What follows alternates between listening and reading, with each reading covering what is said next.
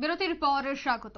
মণিপুর এখনো অশান্ত, এখনো শান্তি ফিরে আসেনি, তাই জঙ্গি দমন করতে তৎপর রয়েছে কেন্দ্র। এবার প্রাক্তন স্বরাষ্ট্র সচিব অজয় ভাল্লাকে মণিপুরে পাঠিয়ে কি নয়া ইঙ্গিত দিচ্ছে এবার দিল্লি? মণিপুরে সিআরপিএফ এর নজরদারি আরো বাড়াচ্ছে কেন্দ্রীয় সরকার। প্রাক্তন প্রশাসনকে পাঠিয়ে জঙ্গি দমনে সাফল্য পাবে কি কেন্দ্রীয় সরকার? বিস্তারিত জানবো সে বিষয়ে। টেলিফোন লাইনে এই মুহূর্তে যুক্ত হয়ে গেছে প্রতিনিধি সম্রাট চৌধুরী। সম্রাট, ঠিক কি জানতে পারছো? অঙ্কিতা, গতকাল কিন্তু দেশের 5 রাজ্যের যে রাজ্যপাল আছে, রাজ্যপালের বদল করেছে স্বরাষ্ট্র মন্ত্রক। এর মধ্যে সবচেয়ে গুরুত্বপূর্ণ যে বিষয়টি হচ্ছে সেটি হচ্ছে মণিপুরের রাজ্যপালকে বদল করা। বর্তমানে অজয় ভাল্লাকে স্বরাষ্ট্র সচিব ছিলেন তিনি, প্রাক্তন স্বরাষ্ট্র সচিব, তাকে কিন্তু এবার মণিপুরের যে রাজ্যপাল, সেই রাজ্যপালের দায়িত্ব দেওয়া হয়েছে।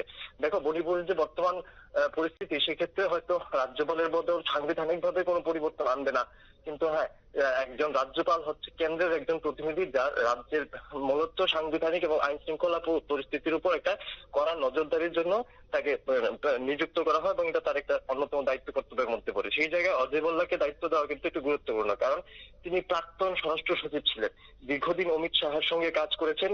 1984 আইএএস ব্যাচ, মিজোরাম আসাম ক্যাডারের আইএএস ব্যাচের এই প্রাক্তন যে আইএএস অফিসার, তিনি পরবর্তী সময় তার কর্মজীবনের উপরের দিকে তিনি প্রাক্তন স্বরাষ্ট্র সচিবের কাজ করেছেন। আমাদের যে স্বরাষ্ট্রমন্ত্রী আছেন অমিত শাহ, ওনার সঙ্গে দীর্ঘদিন কাজ করার সুবাদে তার কিন্তু দেশের আইন শৃঙ্খলা পরিস্থিতি এবং স্বরাষ্ট্র দপ্তর নিয়ন্ত্রণের যে বিভিন্ন রকম কায়দা কানুন রয়েছে, তাছাড়া অমিত শাহের যে নিজস্ব চিন্তা ধারণা রয়েছে, সেগুলির সঙ্গে তিনি যথেষ্ট সম্পৃক্ত।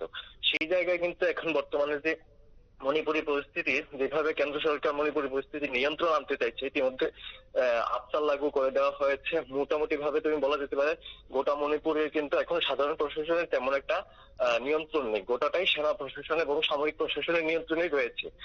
অলিখিত ভাবে হলো পরিস্থিতি কিন্তু অন্তত এরকমই।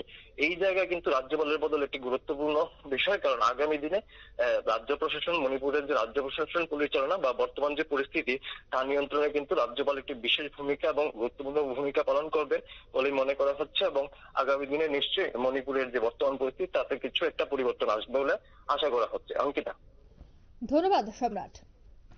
অর্থাৎ প্রাক্তন স্বরাষ্ট্র সচিবকে পাঠানো হচ্ছে এবার মণিপুরে। প্রাক্তন স্বরাষ্ট্র সচিব এবার মণিপুরে যাবেন এবং কেন্দ্রীয় সরকার এবার প্রাক্তন সচিবকে পাঠিয়ে পরিস্থিতি নিয়ন্ত্রণ করার চেষ্টা করছেন, এখনো পর্যন্ত যা জানা গেছে। তবে এই প্রাক্তন প্রশাসনকে পাঠিয়ে জঙ্গি দমনে কি সাফল্য পাবে কেন্দ্রীয় সরকার, সেটা কিন্তু সময় বলবে। নিয়ে নিচ্ছে ছোট্ট একটি বিজ্ঞাপন বিরতি, সঙ্গে থাকুন।